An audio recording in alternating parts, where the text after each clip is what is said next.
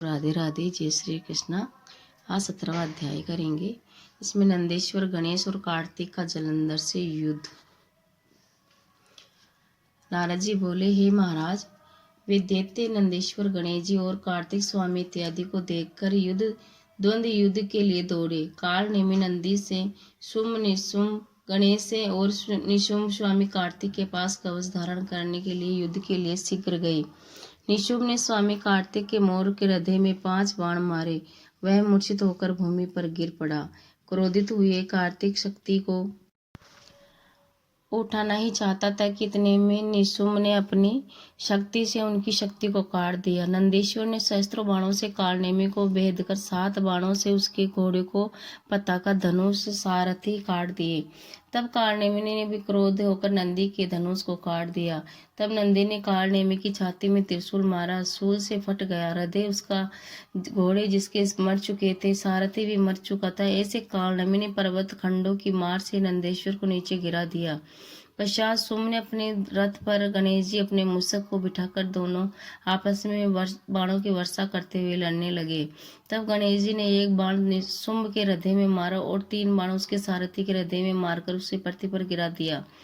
फिर शुंभ की कुपित होकर मूषक और गणेश जी के 3 बाण मारकर मेघ की तरह गर्जना करने लगे। बाणों से घायल मूषक जब नहीं चल सका तो गणेश जी पैदल ही युद्ध करने लगे। फिर गणेश जी ने परसा मारकर शुंभ को पृथ्वी पर गिरा दिया और फिर मूषक पर बैठ गए। पश्चात कालनेमी और निशुंभ दोनों मिलकर बाणों से गणेश जी को मारने लगे।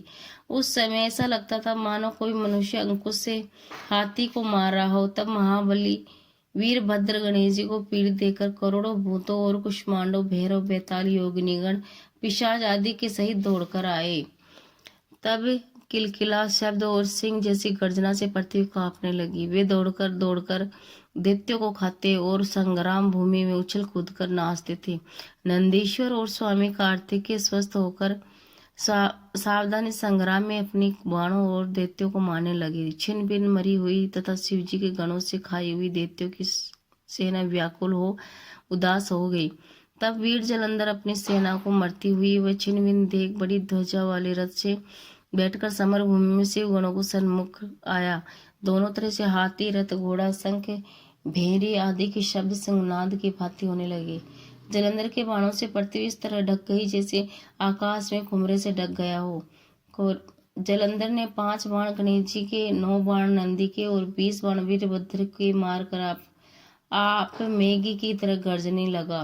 तब कार्तिकेय ने एक शक्ति दैत्य की भारी जिससे प्रहार से दैत्य का चित्त व्याकुल हो गया और फिर घूमने लगा। फिर जलंधर ने क्रोध में आकर गदा लेकर स्वामी कार्तिक के मारी।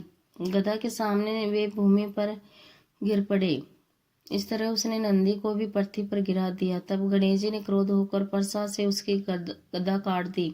वीरभद्र ने 3 बाण दैत्य के मारे और 7 बाणों ने उसके रथ को चूर्ण कर दिया। घोड़ा मर गया और ध्वजा, धनुष और छत्र काट दिए गए। फिर दैत्यराज ने अपनी भयंकर शक्ति गणेश जी के ऊपर फैलाई और उसको भूमि में गिरा दिया। पश्चात वह दूसरे रथ में बैठकर वीरभद्र के पास गया। सूर्य के समान तेज वाले वे दोनों महावीर आपस में लड़ने लगे। वीरभद्र अपने बाणों से उसके रथ के घोड़े मारकर गिरा दिए और धनुष काट दिया। यह देख जलंधर परिघ लेकर मारने को दौड़ा। नारद जी बोले, उस दैत्य ने वह परिघ वीरभद्र के मस्तक पे दे मारा, जिससे वीरभद्र मस्तक के फूटने से लहू गिरता हुआ पृथ्वी पर गिर पड़ा। बोलो भोलेनाथ की जय, माँ पार्वती की, भगवान भोलेनाथ की जय, भगवान विष्णु की जय, कार्तिकेय ठाकुर की जय। 17वां अध्याय समाप्त करेंगे। जय श्री कृष्णा। राधे राधे।